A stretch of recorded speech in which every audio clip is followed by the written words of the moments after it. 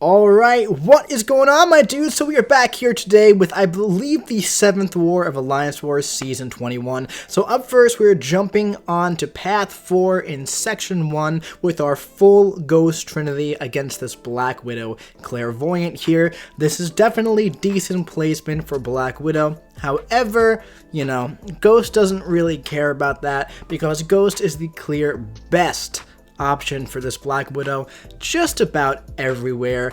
Anywhere you're gonna find her, you just want to get her to throw off that special one as much as you possibly can, bank that passive fury, and just go to town, man. Here she's not even throwing it. I'm not even too concerned about it. There we go. We got those bleeds, and we have 3 passive furies. Look at that, man. Huge special, too. So this war is actually really funny because this is the only fight that isn't going to be a mini-boss of sorts, alright? So, and I'll explain more as we go along, but up next we have this Apocalypse shared mini-boss here, okay? The nodes here, we have Heavy Hitter, Power Alternator, and Steady Build-Up Fury. So basically, what I want to do here is I want to beat this guy, alright, before he has the chance to toss off too many special attacks with that Power Alternator, okay? I don't want to get to, like, my Special 2 and then have him steal my power, okay? So let's see how we're going to do that, man. Now, I took an Apocalypse boss, I believe, the war before this, so I'm pretty used to fighting this guy now. At this point, we're about to reach our Special 2, and we end the fight before the Power Alternator even gets a chance to activate. So there we go. Ghost is going to be the best option for Apocalypse unless he is on Rage almost always. Up next we have a bigger mini boss here. We have this Domino mini boss. This is a bigger one. The nodes here are as follows: Crumbling Armor, Force of Will, Footloose, and also I believe it's Kinetic Transference.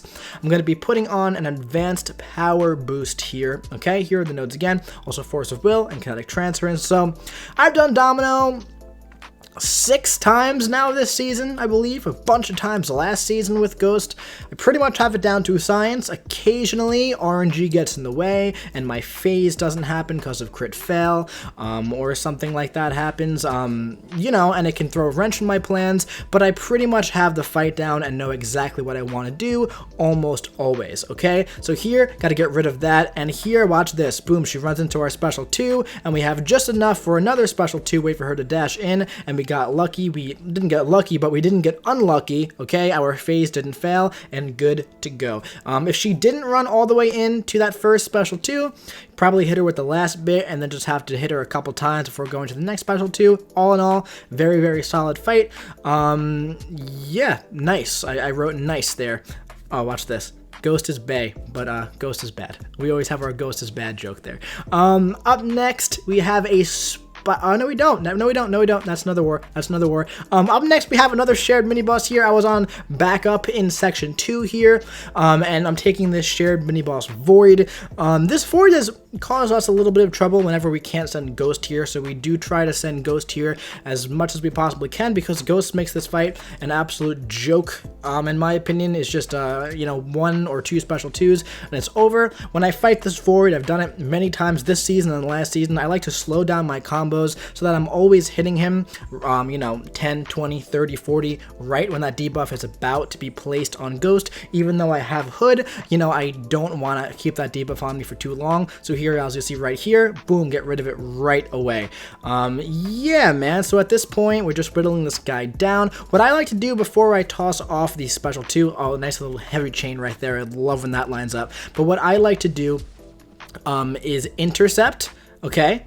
Get rid of the protection, parry, and then go for Special 2 so we can toss off that big Special 2 while the protection from the Ebb and Flow intercept is not active. So at this point, he's got 2% health left, and that's going to be it. Boom. Nice. Quick and easy Void kill. Up next, we have 2 more real mini bosses now. So, yeah, lots of mini bosses in this fight, in this war, and not too many regular path fights, which is very funny to me. We have a Voodoo here, Vigorous Assault, Indomitable, and Recovery.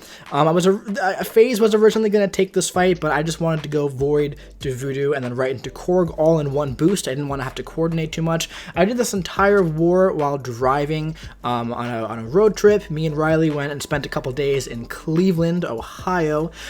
So this entire war was while I was driving there. I pulled off onto the side of the road a couple times to do these fights, and then the war after this was while we were there, and then the third war that I'm about to post as well, that was when I was driving back from Ohio. So the past 3 wars have been in definitely less than ideal situations for me to fight in, but, you know, all the same, we're just moving along. Voodoo, you know, it's Voodoo, man. Ghost is a great option there, of course, because you don't even have to worry about the Vigorous Assault, because she just phases everything, right? Let's get that light out of there, come on.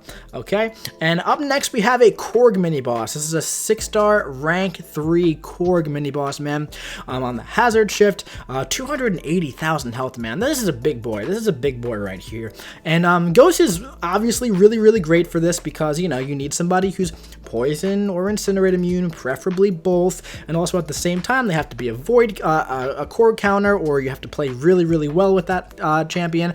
But Ghost is just really good here. The only thing is that you really can't toss off that special 2 while he has, what do you call it, his rock shield up, or else you're not going to have the most amount of fun there. Here, you know, he wasn't really playing into me as much as I wanted him to. He was making it a little hard to get rid of those rock stacks. He was being very passive, and a passive Korg against Ghost is not the ideal Korg to have. So at this point, I did get pushed up to a special 3, which is not what I wanted. So I said, all right, let me hold back for a bit. I'm gonna try and wait until he gets his rock stacks back so I can just get rid of them all. So now we can just get rid of all of his rock stacks in one special 3. So already this fight is going a little bit longer than I wanted it to go. However, we're still in a good spot here. We're a little over a minute in at this point, I believe. He's down to 83% health. I was never even close to worried that we were gonna possibly time out against this guy because I just missed the special 2 on the first cycle. I didn't get to throw off the special 2 in an appropriate time. At this point, I'm actually going to be letting him get his rock stacks back. That way I can reach a special 2 when I want to, right when he's getting rid of his rock stacks. Hopefully, I'll have some passive furies from the hazard shift, and we should be good to go. I tried to do a little light intercept there, but he wasn't having it. At this point, now we're back in the game. Right here, we can go for the special 2, but I'm going to try to get some of those passive furies back, and we're going to end up with 2. So we have a huge special 2 here, and this guy is almost dead. One more special attack, and that should be it. If Korg wasn't a stubborn defender, this fight would have been, of course, a lot easier with Ghost. However, it's still pretty simple with Ghost. I keep going for those light intercepts, but he keeps dashing back. I'm doing reparries on the entire combo, the entirety of his combo there.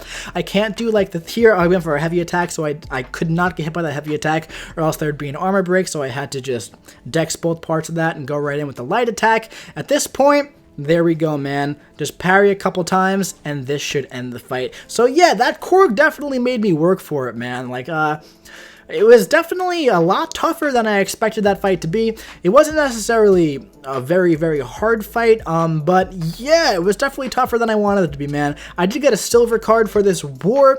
Of course, I went with the screenshot of Ghost fighting Korg, since that was definitely the most important fight from this past war, I would say. So very happy to have a 4 Loki PR card from this war. I feel like it was a good war for me. I'm pretty sure 4 Loki ended up losing this war. ASR is a really great alliance war alliance.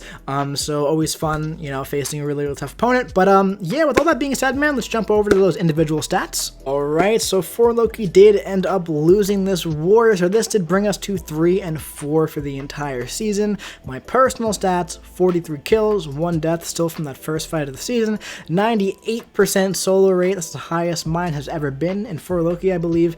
True difficulty rate 53.88, solo rate bonus 4.96, and power rating 57.87.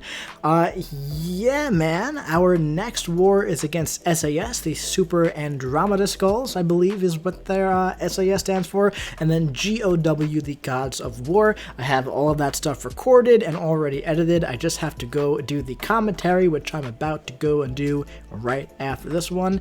And yeah, man, that's gonna be it for this video. I do hope you guys enjoyed it. If you do, drop your boy a like, comment what you think about that big ol' Korg mini boss in the comment section below, and subscribe if you want to see those next 2 wars coming to you very, very soon over the next couple of days, and the rest of Season 21, of course, and crystal openings, and rank videos, and other stuff, and everything else as well. You know, make sure you subscribe for all that stuff. I'll be seeing you around.